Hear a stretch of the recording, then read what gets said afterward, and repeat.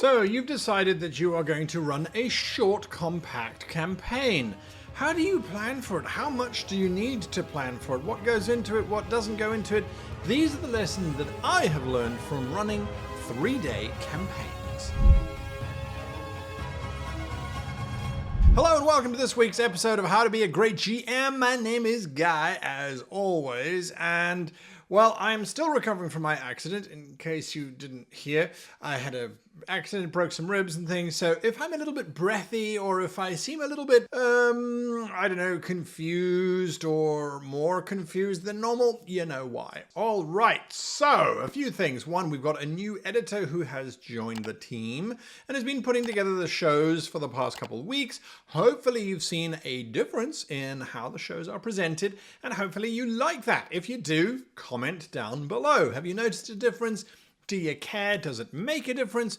We'd love to hear from you. We can only improve with your input. Okay, so we're talking about running a short campaign. Now, what is a short campaign? Well, how long is a piece of string? It's a good question, and you might want to run short campaigns if you're cycling through DMs, or perhaps if you're like me and you're like, well, we've got so many different systems to play. There's so many different settings that we want to play in. We want to try all of these different things. We want to go to all of these different places. I don't want to get bogged down in running the same campaign that's going to take years to play through or even mega months to play through. I want something that's self-contained. How do I know about the timing? How do I know how to control that? Well, that's what we're looking at today. Right, straight into it. There are 3 categories that I like to break things down into when I look at the lessons that I have learned on running short campaigns. They are time, narrative space, and creative pressure. Time, narrative space, and creative pressure. What are those 3 things? How do they relate to running a short campaign? Here we go. Okay, so time obviously is the most important thing in this equation. How much time are you going to spend running the campaign? Or more importantly, how much time of your gameplay is going to get sucked up in stuff? So in other words, rather than going, all right, well, I'm only going to have 15 encounters in total throughout the entire campaign, it's sometimes useful to step back and go, well, actually, how much time am I working with? So the very first step is to identify how much time your game sessions are going to run for. Now, I remember back in the day, I'd run game sessions for 6, 8, 12, sometimes even longer number of hours per session. Those don't exist anymore. They usually run for 3 hours nowadays. 3 hours is a good amount of time to spend role-playing, especially if everyone has commitments and things. But primarily, I would say most sessions are somewhere between 3 and 6 hours, depending. So with that in mind, you need to then step back and say, well, a short campaign would probably comprise somewhere in the region of, let's say, 6 to 8 to 10 of those types of sessions. And why that number? Where does that random number come from? Well, it's not a random number. Generally speaking, when you are looking at running a short campaign, you're going to want to use the 5-step method. And the 5-step method is very, very simple. Introduction to problem, journey to problem, discover that the problem is not the problem, journey to the next problem, discover that that is the real problem, and solve it. It's a very simple 5-step method to create a bare bones outline. Now, with that, you go, okay, well, that's 5 sessions. Could be, or it could be 10 sessions if you're spending 2 sessions per section, which is probably more likely. But this is where it becomes very important. If you haven't played with the group before, your first session is going to be very indicative of the speed for the rest of your sessions.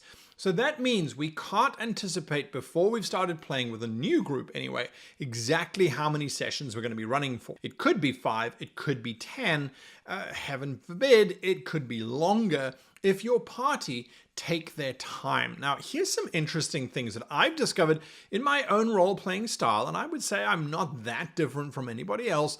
So these are some of the statistics that I have gathered over many years of role-playing. The number of players times 2 minutes each is how long a round will take to play out. So whatever role-playing system you're using, this usually holds. Now that might seem like a really long time. 2 minutes is an incredibly long time for someone to sit there going, well, maybe I do this. And I've even done videos on the 5-second rule to try and help motivate and speed people along. There are just some people who don't do that.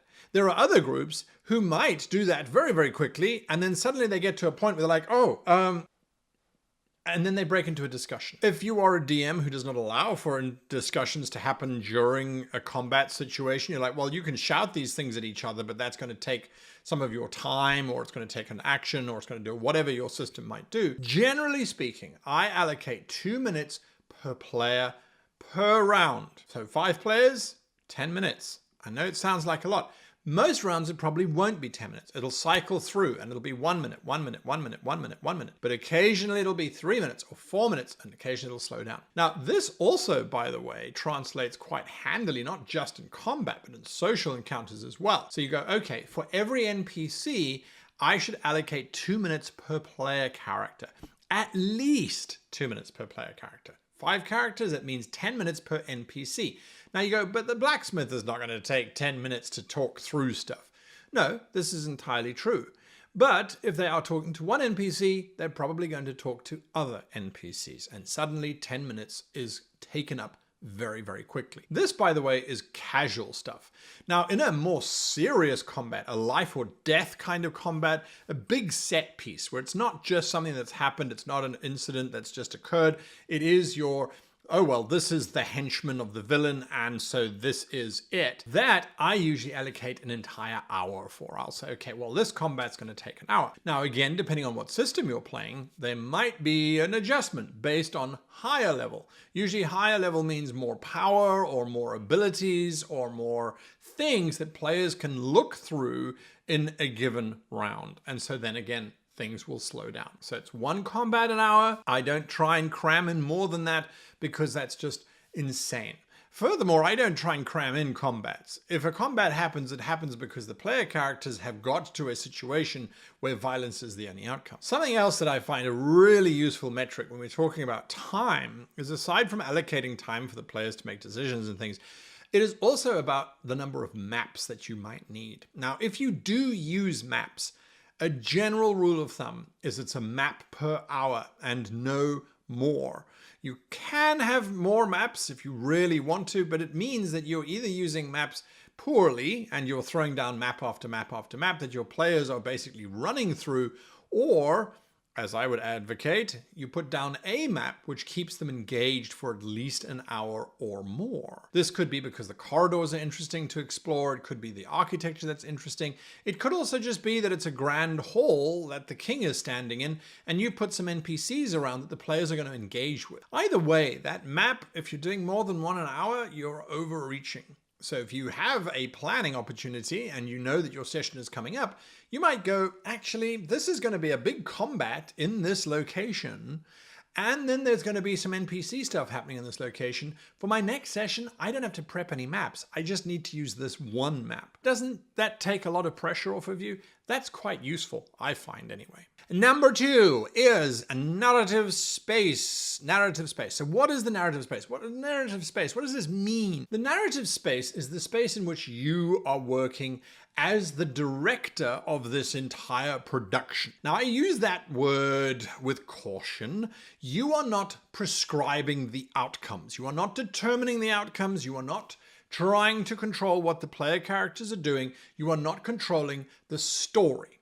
You are controlling events that occur. Remember, you are triggering these events. The event happens, and what happens as a result of that is up to the PCs and the NPCs' interactions, not up to you. So distancing yourself from that, you can go, okay, well, I have my narrative structure, the 5-step narrative structure. Each of those steps is a mini 5-step adventure as well. So the introduction to the story, where the players have to travel into a bog because someone has asked them to go and fetch something from the bog. That's 1 step on the 5-step chain. Within that, though, there's the getting to the bog, the finding of the NPC who knows how to lead them deeper into the bog where they won't fall into the quicksand. Or perhaps it's the encounter with the lizard folk who live in the bog who don't want the PCs to defile their sacred hunting ground. Whatever it might be, there are some steps that you are possibly going to be including in that journey that they are taking. Each of those steps on average, is going to take 2 to 3 hours. So if you are going to have an encounter with the lizard folk, you can bet that that's going to take about an hour. And if those lizard folk are going to get them to do something, go and find the sacred flower of our tribe to indicate that the swamp accepts you, that is at least another 2 hours that you can cobble on quite easily, because you know it's going to be a combat and there's going to be a social or a puzzle or some kind of skill challenge thing which is going to suck up your time. So our narrative space looks at these things and says, okay, well, in a 2 to 3 hour block, we can have one of these steps progress if we're lucky, and we can nuance it. But that also means we need to restrict ourselves. We need to contain ourselves, right? So our next point is the fact that you either need to focus on a player-based campaign or on a narrative campaign, on an epic campaign, where the player characters are trying to prevent, overcome, destroy, defeat, somehow thwart a big evil. So it's either that, or it's following the player characters on their journeys that they are trying to discover for themselves. You're using their backstories to create the narrative and to drive, and you're following where they're going, right? You can't really do both, because if you look at it, each of the players' backgrounds, each of the players' personal journeys, doesn't that look like 5 steps if you've got 5 players, or 6 steps if you've got 6 players? Remember, we only have 5 steps to play around with. So if you've got 6 players, you've got 6 steps. That's as simple as that. Whereas with your epic journey, you've got a 5-step method, and you're going to use the 5-step method. Put the two together, and suddenly you need to have as many player steps and your standard 5 steps. Do you see? Again, you can't cram too much in. A lot of people make this mistake. Oh, I'm running a game of Cthulhu or vampire or who knows what. I need to prep and plan so much stuff. No, you don't. Sit back, look at what you are doing. Look at your narrative space, and you'll realize, oh, I need to plan one map and a social encounter and maybe a puzzle and then maybe a combat, and that's going to take up most of my role-playing time. Finally, when we look at narrative structure, the other thing that you have to bear in mind is that you are not building up a nemesis.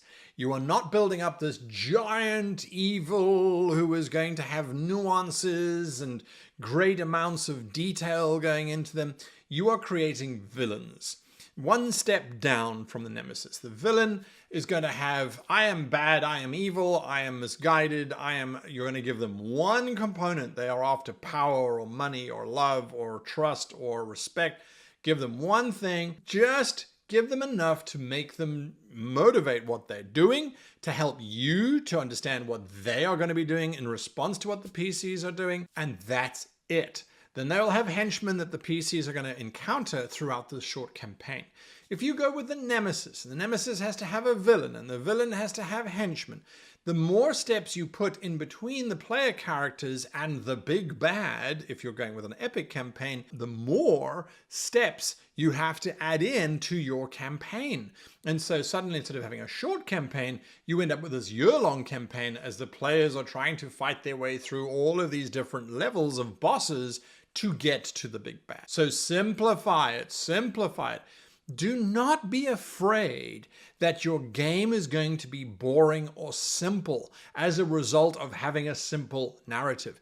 As a matter of fact, on a short-term campaign where you are containing it to within a couple of sessions, it will be more fulfilling if the players come out at the end having defeated the very clear objective or having achieved their own individual objectives that they created. They will feel much more satisfied than if they come out of it's only going to be 5 sessions, folks. If they come out at the end of the year going, well, we sort of defeated most of the things, but there's so many loose ends, we need more time.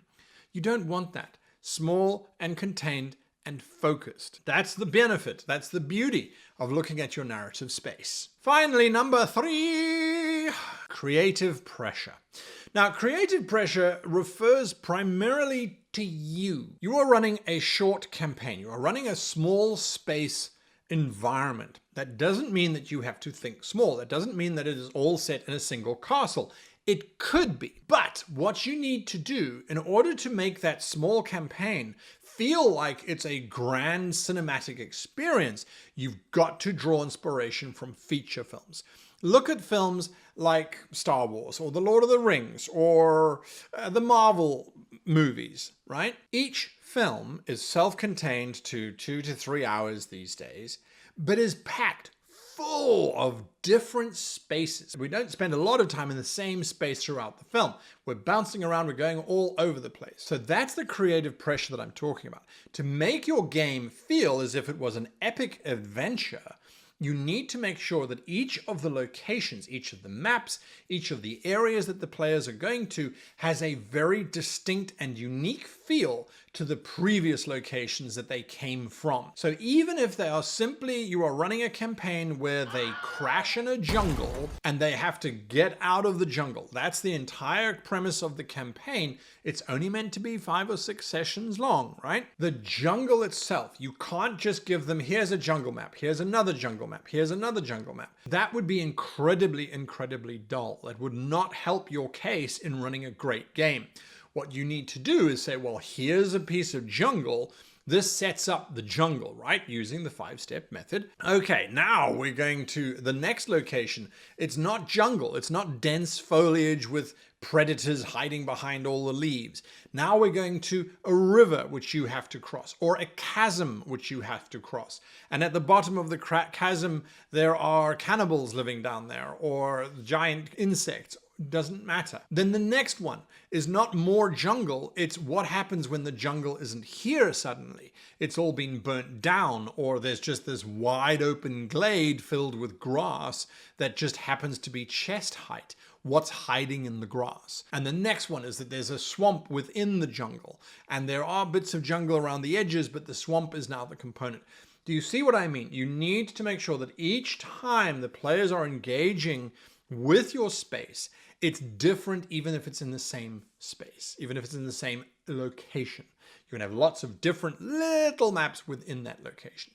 Of course, if you have it that the players start on one planet, they fly into space, they have a space battle in a nebula, then they fly onto a moon, and then they're in a space station, then they're on a direct ship. Do you see how it just makes it much more interesting? And it also helps you too in terms of your creativity, because now when you're going, well, the guys are in a mine, they're in a dungeon, we're doing a traditional dungeon crawl. If it's dungeon after dungeon after dungeon, that's going to get boring. Mix it up and you will be amazed at how at the end of it, your players sit back and go, oh, that was a roller coaster ride. Absolutely mind-blowing, amazing, wonderful. Can't wait to do it again. You'll be amazed. You'll be absolutely amazed. Another thing with creative pressure, use the 4 adventure types: thwarting, delivering, collecting, and discovering. Use those. They are there for a reason. Those 4 almost solve a 5-step method, don't they? They comply with the 5 steps, and then you just need one more, which could be a repeat of thwarting or delivering or discovering or collecting or whatever it might be. Those 5 things are going to help take pressure off of you. If you go, well, last week we were in the jungle, we did the jungle thing, and that was thwarting. There was a tribe of pygmy hunters who had taken offense at one of the player characters' actions and was hunting them. Once we defeated the tribal leader, they calmed down and everything is fine. So the next one, the river, it has to either be collecting, delivering, or discovering. Okay, cool. Let's make it a collecting. They need to collect wood to make a raft to cross the river. Okay, great. So now they're going to go and start looking for wood and exploring the trees, and you get the idea, right? So make use of your 4 adventure types. The other sub 4 you can use as well if you like, but usually those are pretty much campaigns in their own right. All right, so that is that. Then finally, try to mix it up in terms of not only are you doing your 4 adventures, but if one adventure is combat heavy, so there's a couple of combats in there, maybe you've got 2 or maybe you've got 3 combats in there, the next one should have less combat. It should be more problem solving, personal interaction solving, riddles, skill challenges or checks or whatever your system uses. And then the next one can be back to being combat, or it can be a mixture, and then the next one can be combat. make sure to try and keep that balance. And also, if you know you're getting towards the climax, as the PCs are going to face off against the big bad, you don't want to have you don't want to have an adventure which is combat, and you know the next adventure is with the big villain, and that's going to be another combat. You don't want that. So if you can see you're heading into the session and you know that they're probably going to finish next one, make the one before talky, investigation, maybe a little bit of combat, a little bit of foreshadowing of what's to come, but try and keep that balance. That's it. There's lots of components to running a short campaign. These are the lessons that I've learned. These are what I apply to games that I run, such as games like D&D in a Castle, or convention games. It keeps people excited, it keeps them engaged, and most important of all, it helps me when it comes to planning my adventures, because it's fairly simple. I'm just filling in the blanks, and I don't fill in all the blanks. I don't need to. My players are going to be filling in the blanks. I just need to figure out how to fit what the players are saying into the broader narrative structure that I am using as my guide, not as my rule, and bingo. You get amazing adventures. Huge thank you to you for watching all the way through to the end. Massive thank you to our patrons who continue to get those NPC cards at the end of every month. If you haven't become a patron, and if you do have some disposable income, remember, financial security first before gaming, then head on over to our patreon.com/greatgamemaster and you can sign up for those amazing rewards as well. Until next time, I wish you and yours the happiest of gaming. Thank you all for coming. Thank you. I know your time is precious. Why have you summoned us, Dark Lord of the Pit? Have any of you heard of the mysterious Eye of Dathan? Yes. Yep. Okay, good. Right. Okay, so once this eye is in my possession, it will give me unlimited power. And let me guess, you want us to get it for you? Well, naturally. And is it going to be perilous and involve overly elaborate plans to secure all the necessary components to assemble the eye? Well, you've done this before, I can tell, but yes. Actually, sir, sorry to interrupt everybody, but I've just been told that they're actually cutting the game to 6 sessions only. They're just trying a new system, you know, that sort of thing. Some bloody YouTuber advised them to try different role-playing systems, and so that's what they're going to be doing. So it's only, yeah, just trying a new system. Trying the system? Trying my patience? All right then. You can all go. I'll have to do this one myself. Thank you for your time, and pick up a goodie bag on your way out. Some cool swag in there. Just chuck away the t-shirt that says I was a villain in the Eye of Dathan campaign, or use it as a rag or something. 6 sessions. Honestly.